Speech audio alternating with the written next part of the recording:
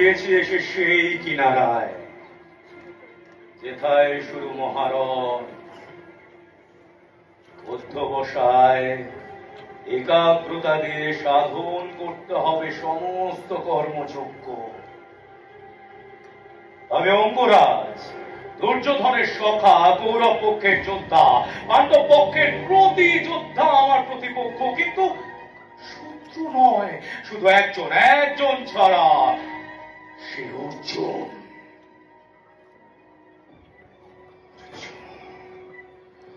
যুদ্ধের শেষে হয় অর্জুন থাকবে, নয় আমি। কে? পদ্মাবতী, তুমি এই অসময়ে? জানি, তবু মন হয়েছে চঞ্চল, হৃদয় হয়েছে অস্থির, শরীর রোমাঞ্চিত, দেহ অজানা ভয়ে আশঙ্কিত, আঁখি বলল ভয়ে কম্পমান।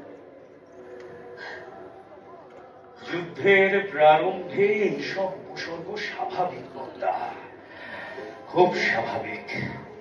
যাও, বিশ্রামে যাও। তবু মন মানে না।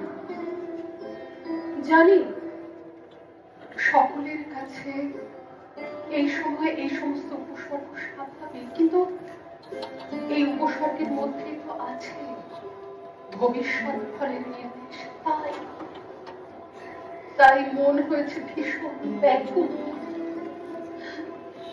তাকিয়ে দেখো, তাকিয়ে দেখো, যুদ্ধের আগের এই রাত যেন শেষ রাত্রি পৃথিবী, এই নিকষ কালো ঘন অন্ধকার যেন সোল্লাসে গ্রাস করতে চায় পৃথিবীর সমস্ত সপ্তাহ অস্তিত্বকে। স্বামী, এই যুদ্ধ বন্ধ করার কি কোনো উপায় নেই? আমরা তো কোনো রাজত্ব চাইনি, সূর্যগ্র মেদিনীও চাইনি, হস্তিনাপুরের ভূখণ্ড থেকে সিংহাসন চাইনি, না চেয়েছি শিরস্থান, তবু কেন আমরা এই যুদ্ধে লিপ্ত? ও, দুর্যোধনের বন্ধুত্ব রক্ষার জন্য,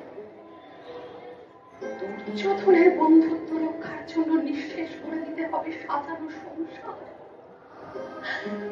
শান্তির কলকাকলি ভরা গৃহকোণ। পদ্মা, বিশ্রামে যাও। নিত্য প্রলাপে মন চঞ্চল হয়। জানি, জানি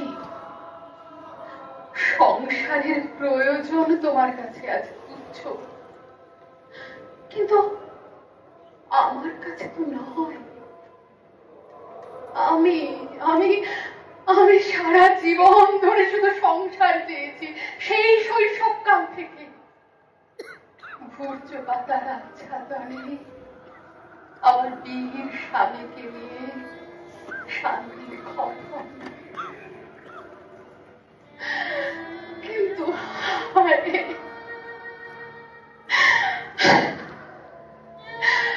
কাল থেকে সব মিথ্যে হয়ে যাবে স্বামী, সব মিথ্যে হয়ে যাবে। মিথ্যে কেন হবে পদ্মা, মিথ্যে কেন হবে? তুমি যে ঘর কন্যার কথা বলছো, যে আবাস স্থলের কথা বলছো, যুদ্ধের পর তার স্ত্রী বৃদ্ধিও তো ঘটতে পারে। না না না না স্বামী, যুদ্ধ কোনো বস্তুকে শ্রীবৃদ্ধি করে না, যুদ্ধ কোনো বস্তুকে লাবণ্যপূর্ণ করে না, যুদ্ধ কোনোদিন কিছু গঠন করে না, যুদ্ধ ভাঙে, যুদ্ধ ধ্বংস করে, যুদ্ধ নিঃশেষ করে, যুদ্ধ অবলুপ্ত করে। যুদ্ধে বর্তমানের অবলুপ্তি ঘটে, আমি তো বর্তমান স্বামী, তার মানে আমাদের অবলুপ্তি হবে। পরে ভবিষ্যৎ সেখানে শত সহস্র অক্ষরে বীর কর্ণের কথা লেখা থাকবে, কিন্তু এই অভাগিনী পদ্মাবতীর না লেখা থাকবে। নিশ্চয়ই লেখা থাকবে, নিশ্চয়ই লেখা থাকবে মহারথী কর্ণের সহধর্মিণী পদ্মাবতীর নাম, নিশ্চয়ই লেখা থাকবে পদ্মা।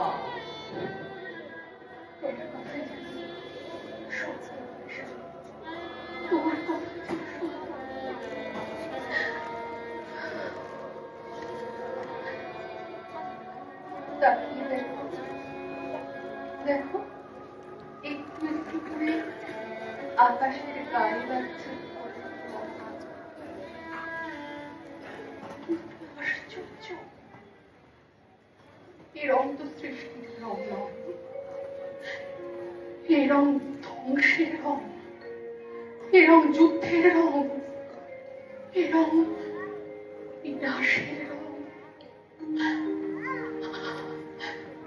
তাই আসন্ন বিনাশের মধ্যে আমি তোমাকে একটা প্রণাম করতে এসেছি। আর আর দেখো, এই যে সঙ্গে এনেছে তোমার জন্য নিজের হাতে তৈরি একমাত্র পরমাণু গ্রহণ করো। পরে আমার কৃতার্থ আমাকে আশীর্বাদ করো।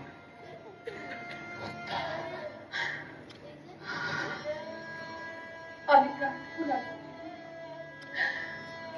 তুমি যুদ্ধে জয়ী হয়ে ফিরে এসো বিগমান।